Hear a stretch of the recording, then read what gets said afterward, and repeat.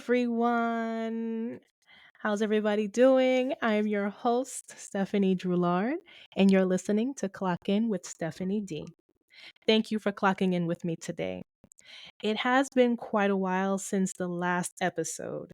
The podcast was on hiatus, but it is back, and I'm ready to tackle workplace issues and challenges with you. So, to kick off the 2026 season, I'd like to get into a topic that I've wanted to discuss for some time, and that is the first impression. It's a critical stage in our professional journeys, and when it's done right, amazing things can happen. Now, I want to explain how I view the first impression, and I understand that we only get one chance to make a first impression. However, in my experience in human resources, and even as a job seeker myself, I view the first impression in three parts: the digital impression, the interview, and your first day.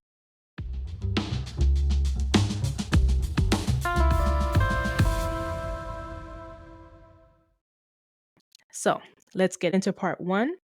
Now, before you ever walk into an interview, employers often meet you online. Now, in this episode, let's explore how resumes, cover letters, and job applications shape your digital impression and how to make sure it represents you professionally. All right, so typically, the digital impression is the very first impression. Unless you've already met the hiring manager or the hiring team previously at a networking event or something like that. But typically, digitally is the first meeting. So it sets the tone for what's to come. Let's review some examples on strengthening your digital impression. Job applications. When you're applying for a job directly on a company's website, take the time to fill out the application appropriately. This is not the time to put see resume all over your application. That's not what the reader wants to see. The person reading your application could be your hiring manager, could be your direct supervisor, could be the business owner. They don't want to see you cut corners by saying see resume in quotation marks or something like that. Complete the application. Read the application, see what is being asked of you, and complete it appropriately. Don't cut corners. This is not the time to copy and paste from your resume or just throw in a couple of words here and there just to say you've done something and then you hit submit. This is not the time for that. Show them who you are and fully complete that application. Now, if you are applying for a job on LinkedIn, now for some postings on LinkedIn, it allows you to directly apply with one click.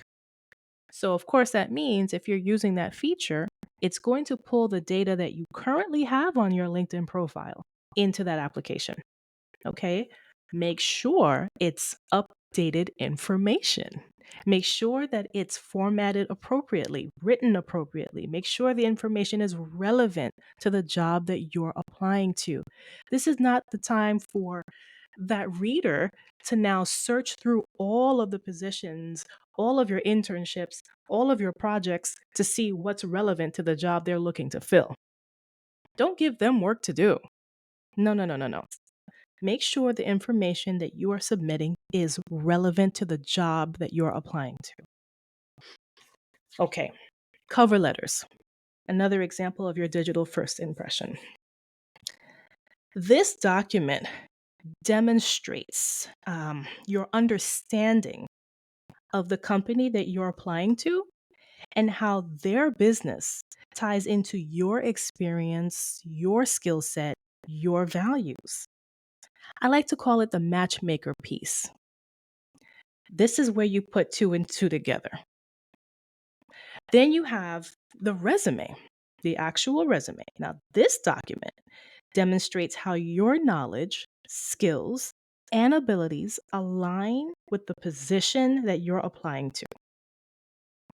Your resume should make it clear that you're the person they need. The reader should be able to visualize you doing the job as they read your resume. Paint the picture for them. Make it a no brainer for them that you are the person they want. You want to generate the feeling of we've got to meet him or her. We've got to meet this person. That's the response that you want after they read your resume. Now, make sure you're not submitting an outdated resume. Okay.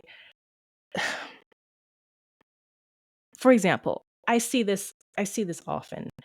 Let's say on a resume, the applicant has 7 jobs listed, and 5 of those 7 jobs, they are currently working at those jobs.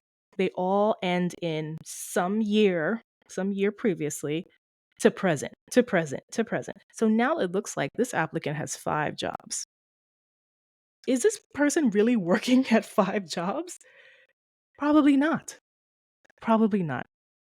Okay? Make sure your resume is updated. Okay, so now let's talk about writing samples, right? This is where you're digging a little deeper and showing them who you are.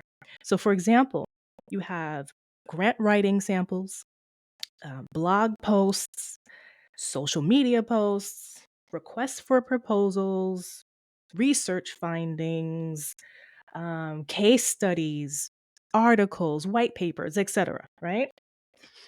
Ensure that you're submitting samples that present you in the best way. Don't submit just because your name is on it. Make sure it's good writing, good formatting, and free of typos. This is a representation of you. Now, when it comes to creative work samples, for example, website designs, presentations, logos, photos, other forms of art or creative pieces, make sure that you're submitting work that represents you in the best light. This is not the time to submit work that you just threw together at the last minute. Your work is your marketing tool, it's your brand. And finally, your career portfolio. Your portfolio should tell a story. It should demonstrate progression, impact, and value. Make it make sense for the reader. Okay, so those are some examples of how your digital impression starts the process of the first impression. Okay, everything discussed here should be viewed as your marketing or branding tool. It's a reflection of you, your work, your services, your knowledge, your skill set is your business. It's what you're offering. Brand yourself accordingly. Market yourself appropriately. Think about it. If the hiring manager reviews what you've submitted and it's filled with typos, poor formatting, irrelevant information, or redundant information, then why would they consider that applicant for an interview? Think of your submission as the trailer to the movie. In this case, the trailer is your job application or any other supporting document that you submitted, and the movie is the job interview. If the trailer is not interesting or riveting, then why bother to see the movie? Now, is this a lot of work? Yes. Yes, it is. But it takes work to find work, especially if you're still employed while seeking a new opportunity. Okay, that's a lot to juggle between research, networking, interviews. I get it. It's a lot.